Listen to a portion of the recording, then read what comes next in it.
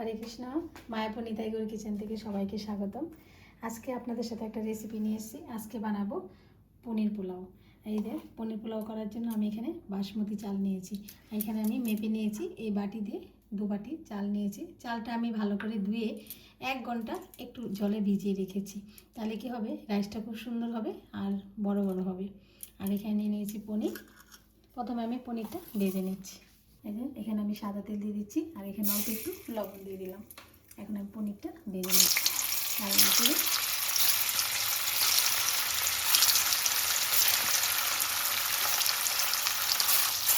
উল্টে পাল্টে একটু লালচে করে ভেজে নিই।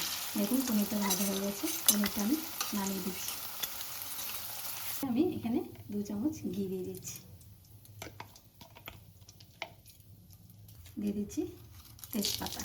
আর এখানে নিয়েছি একটু শাহমরিচ, লবঙ্গ, গোটা গরম মশলা, একটু জায়ফল, জত্রি, এলাচ, দারচিনি মশলাটা পুরোটাই দিয়ে দিচ্ছি। আর এই মশলাটা আমি খুব সুন্দর করে একটু ভেজে নেব, যাতে করে খুব সুন্দর একটা সেন্ট আসে। কাজু কিশমিশটা ভালো করে ভেজে নিচ্ছি। আর এখানে দিয়ে দিচ্ছি আদা বাটা। এই যে সেকে চাল, যে চালটা ভিজিয়ে রেখেছিলাম চালটা দিয়ে দিচ্ছি, ভালো করে সেকে দিয়ে দিচ্ছি। এবং চালটা নেড়েছে ভেজে নিচ্ছি। দিয়ে দিচ্ছি স্বাদ মতো লবণ, ভালোভাবে একটু ভেজে নিচ্ছি। আমি এখানে এই বাটি দিয়ে 2 বাটি চাল নিয়েছি আর এখানে 4 বাটি জল, ডাবল জল দিতে হবে।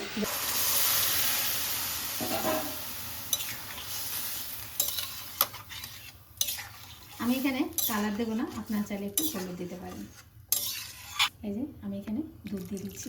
এখানে আমি লিকুইড দুধ দিয়ে দিচ্ছি, আপনারা চাইলে গুঁড়ো দুধও দিয়ে দিতে পারেন। এর জন্য আমি জলটা একটু পরিমাণে কম দিয়েছি, যেহেতু দুধটা আমি এতটা দুধ দেবো তার জন্য।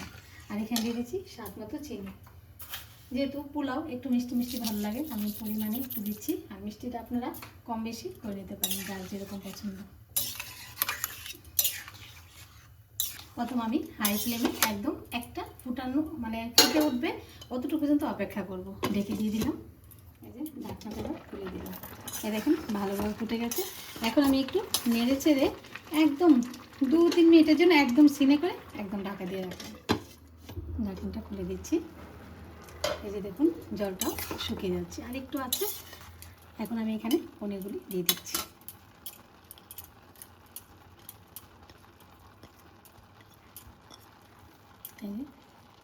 রাইসটাও প্রায় হয়ে গেছে। আর কিছুক্ষণের জন্য একটু ঢাকা দিয়ে দমে রেখে দিলে হয়ে যাবে।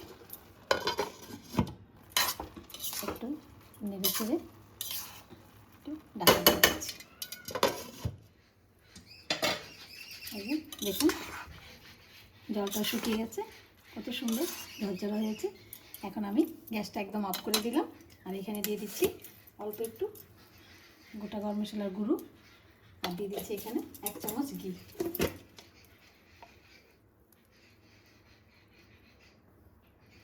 একটু মিশিয়ে দিচ্ছি, দিয়ে আমি ঢাকা দিয়ে এবার রেখে দেবো। ব্যাস কিছুক্ষণ দমে রেখেছিলাম, নামিয়ে এখন আমি ঢাকনা খুলে আপনাদের দেখাচ্ছি। এই যে দেখুন কত সুন্দর ঝরঝরা হয়েছে। এই যে এরকমভাবে আপনারা এরকম পনির পোলাওটা করে নিতে পারেন। একদম ইজি, খুব সহজেই, খুব তাড়াতাড়ি, অল্প সময়ের মধ্যে হয়ে যায়। তাহলে আজকে ভিডিও এখানে শেষ। সবাই ভালো থাকবেন, সুস্থ থাকবেন। আবার দেখা হচ্ছে পরের ভিডিওতে। হরে কৃষ্ণ।